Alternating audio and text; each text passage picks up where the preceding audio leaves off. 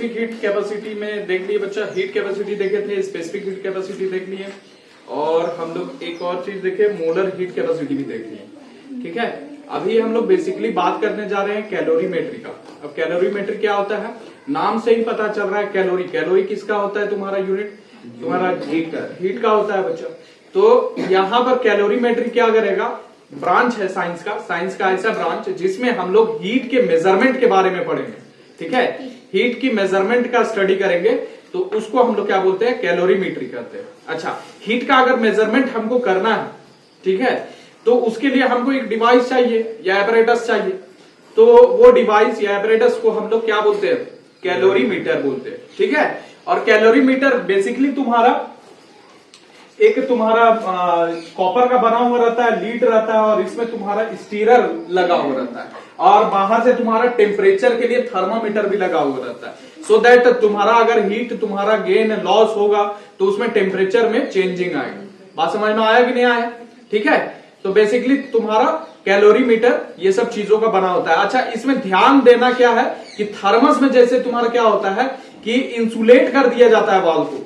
ठीक है, so that तुम्हारा हीट का जो है वो लॉस ना हो सके। ठीक है, विद द इन्वायरमेंट। जैसे मान लो चाय अगर रख दिया है प्याला में और बाहर रख दिया इन्वायरमेंट के साथ, तो धीरे धीरे देखेगा कि जो इन्वायरमेंट का टेम्परेचर है वही टेम्परेचर में तुम्हारा चाय जो है उसका टेम्परेचर उतना ही हो जाएगा। बात समझ में आ रहा है कि नहीं? तो इसको बेसिकली क्या किया जाता है कि इसको रखा जाता है इंसुलेटेड चैम्बर में। इंसुलेटेड चैम्बर समझ रहा है? अभी जो थर्मस मिलता है, पानी को गर्म अगर रखना चाहते हैं तो गर्म रहेगा, ठंडा रखना चाहते हैं तो ठंडा रहेगा। बात समझ में आ रहा है कि नहीं? ठीक, बुझा रहा है? इतना बात बुझा रहा है कि नहीं बुझा रहा है? तो इसको देखो, पहले समझ लो इसमें आइसोलेटेड सिस्टम क्या होता है बच्चा। आइसोलेटेड सिस्टम, आइसोलेटेड सिस्टम समझता है? आइसोलेट कर देना मतलब अकेला कर देना उसको। ठीक है, बात समझ में आ रहा है कि नहीं? आइसोलेटेड सिस्टम मतलब सिंगल है, इसमें तुम्हारा एनर्जी का लॉस नहीं होगा। आइसोलेटेड सिस्टम है। जैसे थर्मस में क्या होता है, ये थर्मस भरा हुआ है बच्चा।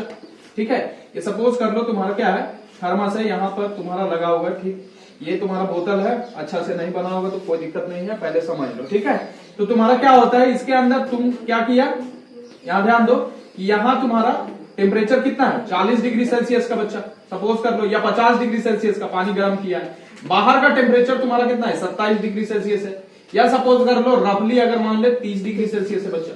ठीक, अब इसका तुम्हारा वाल क्या कर दिया जाता है, तुम्हारा इंसुलेट कर दिया जाता है या आइसोलेट कर दिया जाता है। ठीक है, आइसोलेट कहने का मतलब है कि इसका एनर्जी का ट्रांसफर नहीं होगा। हम लोग जानते हैं क्या कि जो एनर्जी फ्लो होता है हॉटर ऑब्जेक्ट से तुम्हारा कोल्डर ऑब्जेक्ट की तरफ फ्लो होता है बच्चा। बात समझ में आ रहा है कि नहीं? तो यहां से तुम्हारा क्या होगा, ये 50 डिग्री सेल्सियस पर है तो यहां से एनर्जी का फ्लो होना चाहिए। ये हॉटर ऑब्जेक्ट है और बाहर वाला इन्वायरमेंट तुम्हारा 30 डिग्री सेल्सियस पर है, यानी इसमें एनर्जी कम है, यहां एनर्जी ज्यादा है बच्चा। तो एनर्जी का फ्लो किधर होना चाहिए, इधर से इधर होना चाहिए, लेकिन ऐसा होता नहीं है। ठीक है, बात समझ में आ रहा है कि नहीं? Because it is isolated system. बात समझ में आ रहा है कि नहीं? इसको आइसोलेट कर दिया जाता है, इंसुलेट कर दिया जाता है, so that energy can not escape from it. बात समझ में आ रहा है कि नहीं आ रहा है? इतना बात समझ में आ रहा है? बताओ, इतना बात समझ में आ रहा है ना? तो ये 50 डिग्री सेल्सियस है तो 50 डिग्री सेल्सियस पर रहेगा, लेकिन जिंदगी भर नहीं रहेगा। बात समझ में आ रहा है कि नहीं आ रहा? परफेक्ट आइसोलेट सिस्टम नहीं बनाया जा सकता है। बात समझ में आ रहा है कि नहीं? कुछ ना कुछ एनर्जी लॉस होते रहेगा। लीकेज के फॉर्म में बोल सकती है कि तुम्हारा ढक्कन जो होता है उससे एनर्जी का फ्लो हो जाएगा। बात समझ में आ रहा है कि नहीं? और दूसरे तुम्हारा वेज से हो सकता है एनर्जी का लॉस। ठीक है, तो परफेक्ट आइसोलेटेड सिस्टम हम लोग नहीं बना सकते। ठीक है, कुछ ना कुछ हद तक हम लोग आइसोलेट सिस्टम बना सकते हैं। बात समझ में आ रहा है कि नहीं आ रहा? इतना बात समझ में आ रहा है ना? आइसोलेटेड सिस्टम में तुम्हारा एनर्जी का लॉस नहीं होता है। ठीक है, कोई दिक्कत बताओ? ओके, ठीक है, इतना बात समझ में आ रहा है कि नहीं? अब देखो यहां पर हम लोग सपोज किए, देख लो यहां ध्यान से बच्चा, इसको पहले हम लोग क्या कर दिए, ये आइसोलेटेड सिस्टम सपोज कर लो। ठीक, ये तुम्हारा इधर बाहर तुम्हारा है इन्वायरमेंट, बाहर तुम्हारा क्या हो गया, इन्वायरमेंट हो गया बच्चा। इन्वायरमेंट जो है, इन्वायरमेंट से हमको कोई लेना देना नहीं है, इसको आइसोलेट कर दिए। बात समझ में आ रहा है कि नहीं?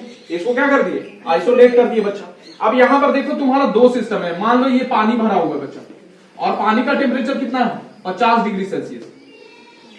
ठीक है कि नहीं है? 50 डिग्री सेल्सियस है और यहां पर हम लोग क्या करते हैं, एक आयरन बॉल डाल देते हैं। सपोज करो कि एक आयरन बॉल डाल देते हैं और इसका टेम्परेचर कितना है 30 डिग्री सेल्सियस है कि नहीं है, तो क्या होगा बताओ, बाहर से तो कांटेक्ट है नहीं, तो ये 50 डिग्री सेल्सियस का जो टेम्परेचर मतलब जो हीट है, एनर्जी जो है, ये क्या इधर फ्लो होगा, इसको तो आइसोलेट कर दिया बाउंड्री से, बात समझ में आ रहा है कि नहीं, इसको हम लोग क्या कर दिए, आइसोलेट कर दिए, इधर इन्वायरमेंट में ये हीट जा नहीं सकता, एनर्जी तो फ्लो नहीं होगा इधर से इधर, तो फ्लो कहां होगा, यहां से जो कंटेनर है, ये जो पानी है 50 डिग्री सेल्सियस वाला, इसका जो तुम्हारा एनर्जी होगा ये इसमें ट्रांसफर होगा कि नहीं होगा, बात समझ में आ रहा है कि नहीं आ रहा, कोई दिक्कत, समझ में आ रहा है कि नहीं आ रहा, ये 50 डिग्री सेल्सियस पर है, यानी इसका पानी का टेम्परेचर ज्यादा है और जाएगा किसमें, एनर्जी इसका फ्लो होके इसमें जाएगा कि नहीं जाएगा, बात समझ में आ रहा है, बॉल में जाएगा कि नहीं जाएगा, और ये कब तक जाएगा, एनर्जी का फ्लो कब तक होगा, कि थर्मल इक्विलिब्रियम तुम लोग पढ़ा होगा, थर्मल इक्विलिब्रियम पढ़ा है ना, जैसे तुम्हारा क्या है, चाय रखा है, गर्म करके चाय रखा है, कुछ देर बाद तुम्हारा क्या हो जाता है, ठंडा हो जाता है, ठंडा होने का मतलब क्या है कि जो इन्वायरमेंट का टेम्परेचर है और चाय का टेम्परेचर दोनों बराबर हो जाएगा, यानी थर्मल इक्विलिब्रियम में आ गया, यानी टेम्परेचर दोनों का क्या हो गया, सेम हो गया।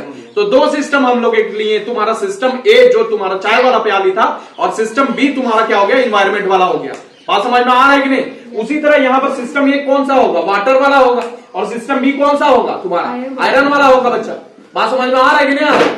एनर्जी किधर से किधर फ्लो होगा, यहाँ से वाटर वाला से तुम्हारा किसमें, आयरन वाला में होगा बच्चा, बात समझ में आ रहा है कि नहीं। तो थर्मल इक्विलिब्रियम मान लो किस टेम्परेचर पर अचीव हो जाता है, 40 डिग्री सेल्सियस पर, होता है कि नहीं होता।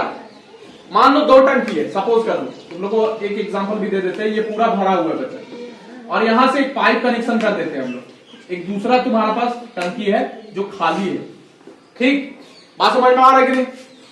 दूसरा एक टंकी है जो खाली है, तो यहाँ का पानी फ्लो होगा कि नहीं होगा, इसमें होगा, और कहां तक कब तक फ्लो होगा, जब तक का दोनों का लेवल रीच हो जाएगा कि नहीं, दोनों का लेवल बराबर हो जाएगा तब फ्लो होना बंद हो जाएगा।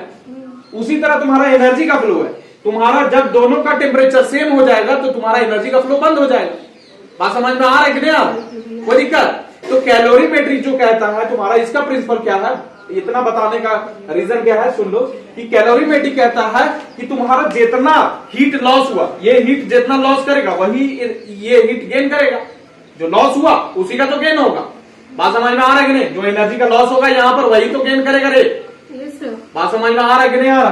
तो जो कैलोरीमेट्री का तुम्हारा प्रिंसिपल है वो कह रहा है कि हीट जितना लॉस हुआ उतना गेन होगा बच्चा, बात समझ में आ रहा है कि नहीं आ रहा है, इतना बात समझ में आ रहा है, बताओ, ठीक है।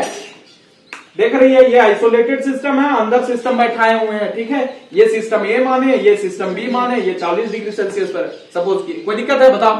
तो जितना हीट लॉस करेगा वही हीट कहां जाएगा, इधर तो आइसोलेट कर दिए, उधर तो जाएगा नहीं, तो जो हीट लॉस हुआ वही हीट गेन हुआ, एनर्जी का कंजर्वेशन, बात समझ में आ रहा है कि नहीं। एनर्जी कंजर्वेशन क्या कहता है, energy can not be created nor be destroyed, ठीक है, it can change from one form to another form, यही तो हम लोग पढ़े बच्चा, ठीक है। तो यहाँ पर जितना एनर्जी का लॉस होगा वही तुम्हारा क्या हो जाएगा, गेन हो जाएगा बच्चा। अच्छा, यहाँ पर ध्यान देना कि ये आइसोलेटेड सिस्टम लिए है, ठीक है, कोई दिक्कत। अब देखो ये सिस्टम ए है तुम्हारा, हम लोग माने सिस्टम ए कौन वाला, ये वाला सिस्टम, वाटर वाला सिस्टम हम लोग मान लिए ए, ठीक है, और सिस्टम बी कौन वाला माने, सिस्टम बी बताओ, आयरन बॉल मान लिए, ठीक है, कोई दिक्कत बताओ, आयरन बॉल मान लिए। तो तुम्हारा क्या होगा, देखो ध्यान से, इसका हम लोग मास माने किसका, वाटर वाला तुम्हारा जो है मास ऑफ द सिस्टम, ठीक है, C1 जो हो गया स्पेसिफिक हीट कैपेसिटी, ठीक है, ऑफ द सिस्टम ए, ठीक है। अच्छा, T1 क्या हो गया, टेम्परेचर ऑफ द सिस्टम ए, कोई दिक्कत बताओ, इतना बात समझ में आ रहा है कि नहीं आ रहा, बताओ, नहीं ना, समझ में आ रहा है कि नहीं आ रहा है, ठीक है। ये 50 डिग्री सेल्सियस है कि नहीं है ना बच्चा। और तुम्हारा देखो इसका, ये तुम्हारा आयरन बॉल का मास M2 माने बच्चा, इसका स्पेसिफिक हीट कैपेसिटी कितना, C2 माने बच्चा, और T2 इसका टेम्परेचर कितना है, 30 डिग्री सेल्सियस है कि नहीं है, बताओ, कोई दिक्कत, कोई दिक्कत बताओ। दोनों को जब कांटेक्ट में लाते हैं तो तुम्हारा क्या होता है, देखो, now let the system A brought near, ठीक है, बी, तब क्या होता है कि अगर टेम्परेचर T1 तो ज्यादा है तुम्हारा, किससे, T2 से ज्यादा है ना बच्चा, तो एनर्जी किधर से किधर फ्लो करेगा, ए से बी की तरफ फ्लो करेगा, होगा कि नहीं। और ये कब तक फ्लो करेगा, जब तक कि थर्मल इक्विलिब्रियम ना आ जाए, यानी दोनों का टेम्परेचर सेम ना हो जाए, कोई दिक्कत। तो heat lost by A, heat gained by B होगा कि नहीं होगा, कोई दिक्कत। अब हीट लॉस कितना होता है, तुम लोग ये वाला स्पेसिफिक हीट कैपेसिटी से जान रहा है, ये क्या होता है तुम्हारा Q upon M delta T होता है कि नहीं। तो यहां से Q अगर निकालेंगे तो कितना निकलेगा, Q कितना निकलेगा बताओ, C M डेल्टा T निकलेगा कि नहीं निकलेगा, निकलेगा बच्चा। तो यहां पर तुम्हारा सिस्टम ए का तुम्हारा M1C1 लिख दिए, ठीक है, और डेल्टा T यानी कितना हीट लॉस हुआ तुम्हारा, टेम्परेचर चेंज होगा कि नहीं होगा, हीट लॉस में टेम्परेचर चेंज होगा कि नहीं होगा बताओ। इतना बात समझ में आ रहा है कि नहीं आ रहा है बताओ। टेम्परेचर चेंज होगा, जब हीट लॉस होगा तो टेम्परेचर घटेगा, ठीक है। अब T1 टेम्परेचर तुम्हारा क्या है, ज्यादा है बच्चा, ज्यादा है कि नहीं है। और T टेम्परेचर मान लो हम लोग क्या कितना माने 40 डिग्री सेल्सियस पर, तो लॉस कितना होगा 50 माइनस 40 10 डिग्री सेल्सियस का लॉस होगा, होगा कि नहीं होगा रे। मतलब टेम्परेचर कितना पहुंचेगा 10 डिग्री सेल्सियस पर पहुंचेगा, मतलब उसी का तो टेम्परेचर में चेंज होगा, इतना ही टेम्परेचर का तो चेंज हुआ है। जब हीट तुम्हारा क्या करते हैं अप्लाई करते हैं तो टेम्परेचर में घटता है या बढ़ता है, यही तो तुम्हारा चीज है। मतलब हीट अगर कर रहे हैं तुम्हारा, अगर हीट अप्लाई कर रहे हैं तो इंक्रीज इन टेम्परेचर होता है बच्चा। बात समझ में आ रहा है कि नहीं आ रहा। तो यहां पर तुम्हारा टेम्परेचर में कितना चेंज आया, तो 50 और माइनस 40 10 ही का तो चेंज आएगा। तो 50 कितना था, T1 था ना टेम्परेचर, और तुम्हारा 40 क्या था, T था ना, यही तो थर्मल इक्विलिब्रियम वाला टेम्परेचर है। तो यहाँ T1 माइनस T लिखेंगे कि नहीं लिखेंगे, समझ में आ रहा है कि नहीं आ रहा है बताओ। अच्छा, यही हीट कौन गेन करेगा, बी सिस्टम गेन करेगा, उसका मास कितना M2 है और उसका स्पेसिफिक हीट C2 है, ठीक, कोई दिक्कत। और टेम्परेचर में इसका कितना चेंज होगा, बी वाला में टेम्परेचर बताओ, T माइनस ये वाला होगा कि नहीं होगा, 40 माइनस 30 होगा कि नहीं होगा, होगा कि नहीं, इसका टेम्परेचर में चेंज होगा ना, भी आप 40 डिग्री पर तुम्हारा पहुंच जाएगा कि नहीं पहुंचेगा, पहुंचेगा ना रे। तो टेम्परेचर में कितना चेंज हुआ, 10 डिग्री सेल्सियस से चेंज होगा कि नहीं, 10 डिग्री सेल्सियस से इसका टेम्परेचर घटा, और मतलब एक सिस्टम का 10 डिग्री सेल्सियस से घटा, उसका टेम्परेचर 10 डिग्री से बढ़ा। बात समझ में आ रहा है कि नहीं आ रहा है इतना बात। yes, तो ये क्या लिखेंगे, T माइनस T2 लिखेंगे, ये थर्मल इक्विलिब्रियम वाला टेम्परेचर 40 माइनस 30 वाला लिखेंगे कि नहीं लिखेंगे, तो 10 डिग्री सेल्सियस आ जाएगा कि नहीं आएगा, समझ में आ रहा है इतना बात, बुझा रहा है कि नहीं बुझा रहा है। तो ये वाला तुम्हारा जो फॉर्मूला है ये यूज करेंगे हम लोग प्रॉब्लम सॉल्विंग में। अभी एक छोटा सा प्रॉब्लम भी देख लेंगे इस पर, ठीक है। बात समझ में आ रहा है कि नहीं आ रहा, बताओ यहां तक कोई दिक्कत है बताओ। T जो टेम्परेचर हो गया वो तुम्हारा थर्मल इक्विलिब्रियम का टेम्परेचर हो गया, ठीक है, कोई दिक्कत बताओ।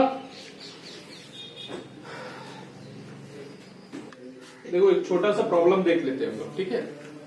इसमें हम लोग क्या किए हैं कि कंटेनर है, उसमें तुम्हारा सपोज करो कि 100 ग्राम वाटर है, ठीक, और एक जग में तुम्हारा क्या है 200 ग्राम वाटर है, ठीक। अच्छा, ये 200 इसका जो टेम्परेचर है कंटेनर वाला का टेम्परेचर है वो 10 डिग्री सेल्सियस दिया हुआ है, और जग में जो पानी है उसको गर्म किए हम लोग, ठीक है, तो उसका 80 डिग्री सेल्सियस है सपोज करो, ठीक है, इसका टेम्परेचर। अच्छा, दोनों वाटर है इसीलिए दोनों का स्पेसिफिक हीट कैपेसिटी जो होगा वो सेम है बच्चा, ठीक है, कोई दिक्कत। तो यहाँ सिस्टम ए हम लोग मान लिए कंटेनर वाला, और सिस्टम बी मान लिए कौन वाला, ये वाला जग वाला, ठीक है। तो सिस्टम ए का मास तुम्हारा कितना हो जाएगा 100 ग्राम, इसका टेम्परेचर तुम्हारा 10 डिग्री सेल्सियस, और C1 तुम्हारा C के बराबर मान लेते हैं, क्योंकि दोनों का हीट कैपेसिटी क्या होगा, सेम होगा, बिकॉज दे आर वाटर, मतलब दोनों में तुम्हारा क्या वाटर, ठीक है। अच्छा, सिस्टम बी में देख लो, M2 तुम्हारा कितना हो जाएगा 200 ग्राम, T2 तुम्हारा 80 डिग्री सेल्सियस, और C2 तुम्हारा C के बराबर, ओके। अच्छा, कैलोरीमेट्री का प्रिंसिपल से हम लोग देखते हैं क्या कि जितना हीट लॉस होगा उतना हीट गेन होगा। इसमें अगर पानी डालेंगे तो एक फाइनल टेम्परेचर, दोनों मिक्सचर जो है वो फाइनल टेम्परेचर को रीच करेगा। वो फाइनल टेम्परेचर कितना है वो हम लोग निकालना चाहते हैं कि कितना होगा। लास्ट में जो मिक्सचर बनेगा ये 80 डिग्री सेल्सियस है और ये 10 डिग्री सेल्सियस है, तो दोनों क्या होगा, मिक्सचर जो पहुंचेगा वो तुम्हारा फाइनल टेम्परेचर यानी थर्मल इक्विलिब्रियम वाला टेम्परेचर पर पहुंचेगा। बात समझ में आ रहा है कि नहीं आ रहा। तो यहां से आप लोग जान रहे हैं कि heat loss is equal to heat gain, ठीक है, कैलोरीमेट्री का प्रिंसिपल से। तो ये वाला फॉर्मूला अभी हम लोग देख चुके थे, M1C1 T1 minus T, M2C2 T minus T2। अब खाली बैठा देना है। तो देखो M1 तुम्हारा 100 ग्राम था, हम लोग ग्राम को चेंज नहीं करना है क्योंकि दोनों तरफ से ग्राम ग्राम घट जाएगा, ठीक है। तो M1 100 बैठा दिए, C1 को C लिख दिए, T1 मेरा 10 डिग्री सेल्सियस था, इसका 10 डिग्री सेल्सियस था बच्चा, और माइनस T यहाँ पर हो गया फाइनल टेम्परेचर जो अभी आने वाला है थर्मल इक्विलिब्रियम वाला। M2 मेरा 200 ग्राम दिया है, C2 को भी फिर से लिख दिए, और तुम्हारा T फाइनल टेम्परेचर आपको निकालना है, और T2 मेरा कितना था 80 डिग्री सेल्सियस था, यहाँ इसका 80 डिग्री सेल्सियस था बच्चा। बात समझ में आ रहा है कि नहीं आ रहा है। यहां से देख लो तुम्हारा क्या होगा, C और C कट गया, ठीक है, बचा क्या 100 और 200। तो 100 से 200 काटिए तो 2 बार में ही कट जाएगा, तुम्हारा 10 माइनस T लिखाएगा, और यहां से मल्टीप्लाई कर देंगे 2 को, 2T हो जाएगा माइनस 160 हो जाएगा बच्चा। अब इसको क्या करते हैं देख लो, यहां पर टी जो है उधर ले जाते हैं और 160 को इधर ले आते हैं, ठीक है। तो ये इधर जाएगा तो तुम्हारा क्या हो जाएगा 2t प्लस टी हो जाएगा, और ये वाला माइनस 160 जो है इधर आएगा तो तुम्हारा प्लस हो जाएगा। तो इसको जोड़ेंगे 170 हो गया और ये 3t हो गया। टी निकालेंगे तो तुम्हारा क्या हो जाएगा 3 भाग में चल जाएगा। इसको जब डिवाइड करेंगे तो 56.666 ऐसे आएगा।